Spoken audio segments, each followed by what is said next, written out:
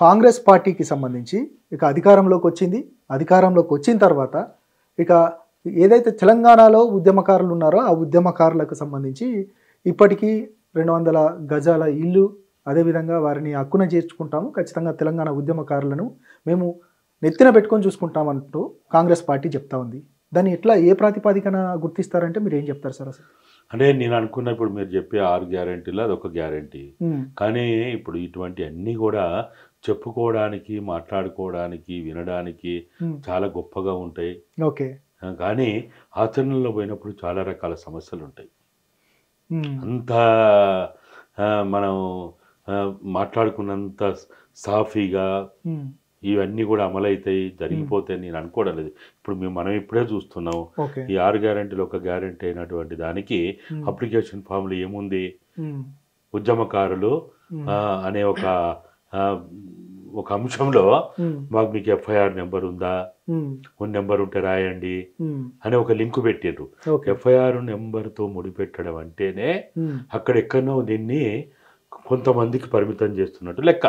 Sir అంటే కేసుల ప్రాతిపాదికనే ఈ యొక్క ఉద్యమకారులకు ఇళ్ల స్థలాలు ఇస్తే, ఒకవేళ నిజంగా ఇప్పుడు గోరటి వెంకన్న ఉన్నాడు, కేసు లేదు, గంట చక్రపాణి ఉన్నారు, హరగోపాల్ ఉన్నారు, వీరందరూ మరి ఉద్యమకారులు కాదా అనే ఒక క్వశ్చన్ మాత్రం తలెత్తుతుంది. దీన్ని ఎట్లా చూస్తారు సార్ మీరు? ఇంకా మీరు చెప్పిన 3 పేర్లు వాళ్ళకి భద్రత ఉన్నది, సంపద ఉన్నది, సంపాదన ఉన్నది, వాళ్ళు మంచిగా తెల్ల సొక్కాలు వేసుకొని కార్లలో తిరిగే స్థాయి ఉన్నది. కాళ్ళకి చెప్పులు లేని వాళ్ళు, నెత్తికి నూనె లేని వాళ్ళు, 3 పూటల తిండి లేని వాళ్ళు లక్షల మంది ఉన్నారు. Okay sir. తెలంగాణ ఉద్యమం అంటే వాళ్ళు ఉద్యమంలో వాళ్ళ సొంత ఖర్చులతోటి తల్లిని కాదని, తండ్రిని కాదని, లేక కుటుంబాన్ని కాదని, చదువుని కాదని, మీలాంటి వాళ్ళు తెలంగాణ ఉద్యమంలో నేను ఏమైతా అనేది కూడా మర్చిపోయి తెలంగాణ ఉద్యమం అంటే అసలు అదేదో నా బాధ్యత, నా కుటుంబ బాధ్యత, నా ఇంటి పని అన్నట్టు పండుగలు, పబ్బాలు, శుభకార్యాలు, అశుభకార్యాలు అన్ని పక్కన పెట్టి తెలంగాణ ఉద్యమంలో సకల జల సమ్మెతేంది, మీరేం మార్చి అయితే సార్. అదే ఇప్పుడు అదే డౌట్ సార్, నిజంగా సబ్బండ వర్ణాలు తెలంగాణ ఉద్యమం చేసినాయి, మరి వారిని ఎట్లా గుర్తిస్తారు నిజంగా కాంగ్రెస్ పార్టీ అంటే? మీ అంచనా ఏంటి? అంటే వీటన్నిటికీ పరిష్కారం ఎప్పుడు కూడా ప్రతి సమస్యకు ఒక పరిష్కారం ఉంటుంది. తెలంగాణకు కూడా పరిష్కారం ఎట్లయింది, ఒక కమిటీ వేయడం ద్వారా, శ్రీకృష్ణ కమిటీ వేయడం ద్వారా దానికి ఒక పరిష్కారం దొరికింది. 1953లో రాష్ట్రాల విభజన చేయడానికి భద్రల్లి కమిషన్ అనేది, అంటే భాషా ప్రయుక్త రాష్ట్రాల ఏర్పాటుకు కమిషన్.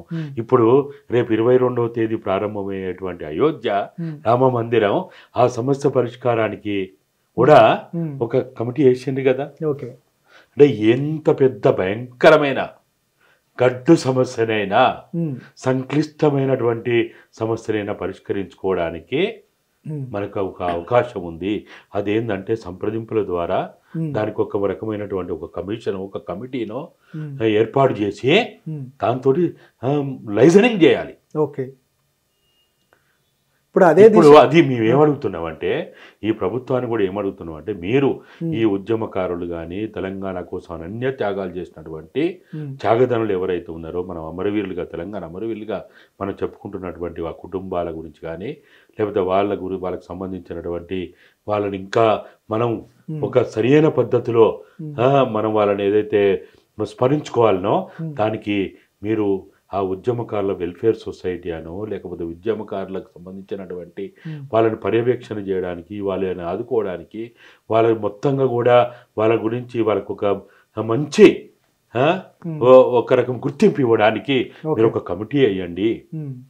ఉద్యమంలో పాల్గొన్నటువంటి, ఉద్యమం సుదీర్ఘ కాలం 1969 వాళ్ళు కొంతమంది ఉంటే పర్వాలేదు, వాళ్ళు ఒకవేళ లేకపోతే 96 నుంచి 97 నుంచి ప్రారంభమైన దాంట్లో చనిపోయిన వాళ్ళు పోను, మిగతా వాళ్ళు ఎవరెవరైతే సుదీర్ఘకాలం ఉన్న వాళ్ళతోటి ఒక కమిటీ వేస్తే, నువ్వు కావాలంటే 15 మందితో వేసుకో, 21 మందితో వేసుకో, అది వేరే విషయం. వేసి వాళ్ళకు ఒక నెల రోజులు 3 నెలలు గడువిస్తే వాళ్ళు చేసుకుంటారు ఆ పని. అన్ని పనులు ఈ ఐఏఎస్లే చేయాలి, ఐపీఎస్లే చేయాలి, లేకపోతే ఈ అధికారులే చేయాలి, లేకపోతే ఎమ్మెల్యేలే చేయాలంటే ఎట్లా? ఇది ఎమ్మెల్యేల పని కాదు, మంత్రుల పని కాదు, ఇది అధికారుల పని కాదు. వాళ్ళ పనులు చాలా ఉన్నాయి, వాళ్ళ పనులే వాళ్ళు చేయలేకపోతారు.